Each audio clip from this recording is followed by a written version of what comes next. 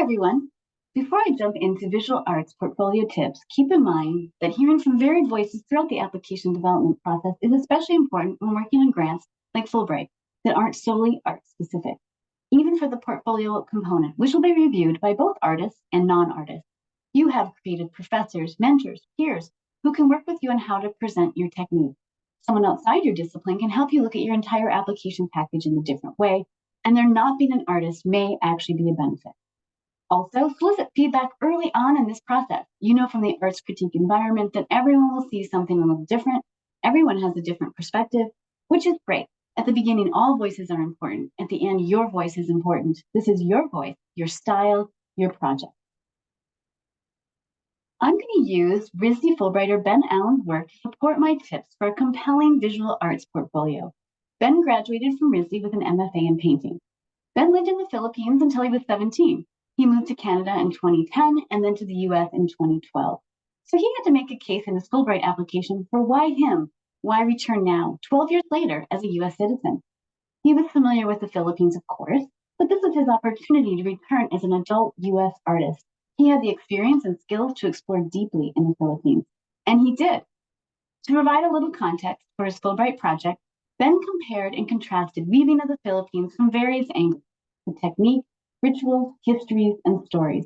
He innovated by incorporating identity expression and experimenting with wild plants, bridging culture, materials, and generations. Keep in mind, there is no one way to do this. There are many ways to create a compelling portfolio. How you make your unique case will depend on your situation, skills, talent, interest, country choice, and your affiliate's needs and interests. The most important thing is to make thoughtful decisions. Number 1, connect to your project and purpose. Focus your portfolio on its fit with your project. Your portfolio should support your proposal and vice versa. Through your portfolio, show you're prepared for the activities of your project, show you have the skill and talent, show you have transferable skills, but also show that there is room for growth. Here you can see how Ben moves from painting to weaving to installation. You can see his brush, his weave, his material experimentation, and the images flow from one to the next, even in color palette. Through his images, he makes a connection between his artistic skills and interests. You can see his connection to family, community, and heritage, even in the titles, from the neighbor's lawn to my mother's backyard. You get a sense of Ben exploring and growing, not only in his art, but also in the community. Tip number 2, make your case with effective images. Consider for the visual arts, Fulbright allows 15 to 20 images. This is generous, use this to your advantage. But you don't want to tire reviewers or repeats or throwaways. Every image counts. Every image should help tell a story that supports your purpose and path. Detail shots are great, but don't include too many. One detail shot of an image is fine, but don't keep showing the same piece, and maybe not a detail shot of everything. Use collaged images sparingly. There needs to be a reason for more than one view of an image within an image. Otherwise, it seems like sneaking in additional pieces to gain an advantage.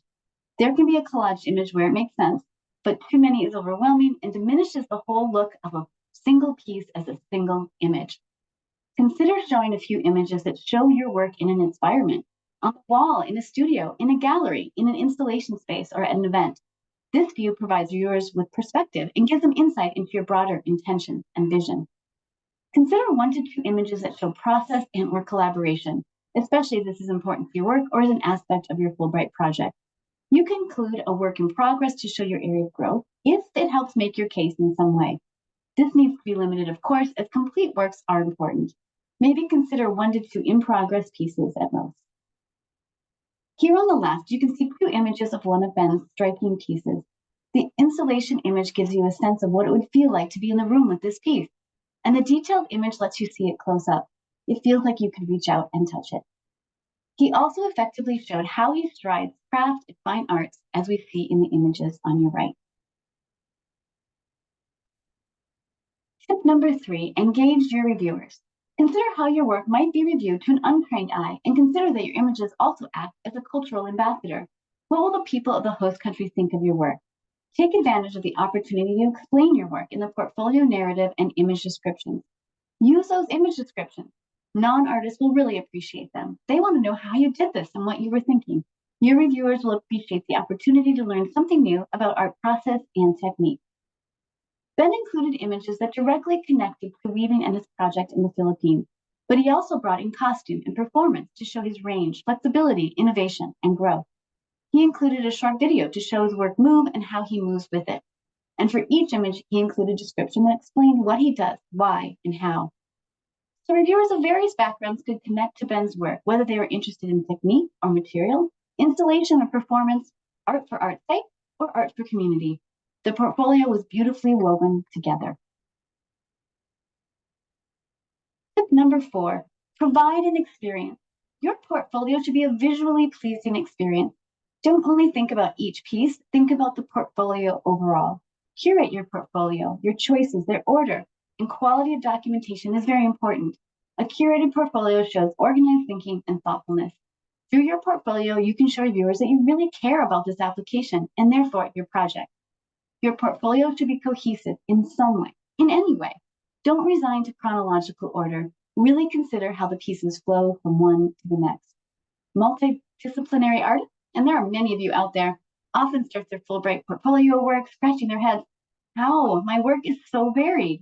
Maybe cohesiveness is a material, or shape, or size, or color, or even background color, something. Again, think about your reviewers, artists and non-artists, overall experience. Start and end strong. Consider the middle of where a reviewer might fade. Start with something to capture their attention and get them excited to see what's next. End with an image you want them to keep in their mind as they review the other parts of your application. Also consider that in a group review session, your first or last image may stay up on the screen as they talk about your application. Maybe print each image you are considering on half sheets of paper and taping them to a wall so you can stand back and really look at them and then look around to find that compelling flow. Ben's portfolio literally and figuratively weaved his interests and skills together. His beginning and ending pieces were striking bookends.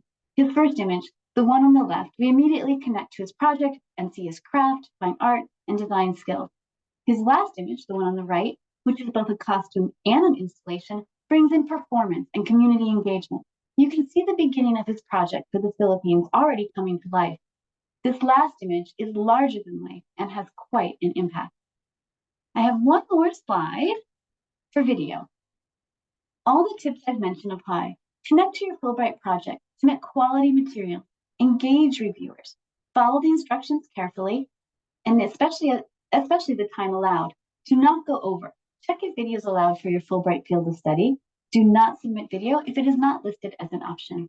If you have the opportunity to submit 2 videos, like Fulbright filmmaking, consider a trailer montage for the first film so reviewers can see your various work, your themes, style, how you direct, continuity. Your second film could then be in full, a full short film or edited parts of a film to show your depth. If the requirement is 1 video, like Fulbright animation, create and submit a montage.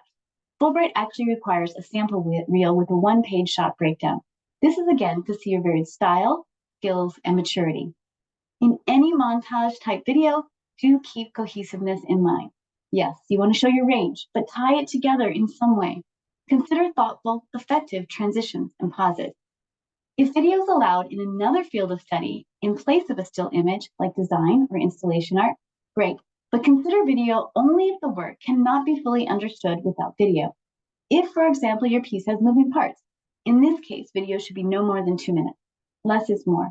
You do not want to tire your reviewers. And consider limiting video to 2 to 3 in your portfolio. You do not want to overwhelm or surprise your reviewers with a lot of short videos.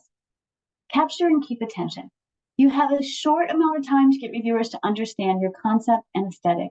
Consider how we all watch videos these days. Unfortunately, most do not stick around too long. This may mean some hard editing choices. A good test is to watch a few people watch your video. Do they get distracted and where? Do they fidget? And where do they lean in? Where do they take a breath? Where do they smile? And where do their eyes light up? Emotional resonance is key. That's it. Easy. Easy for me to say. I hope these tips have you thinking and asking yourself a lot of good questions.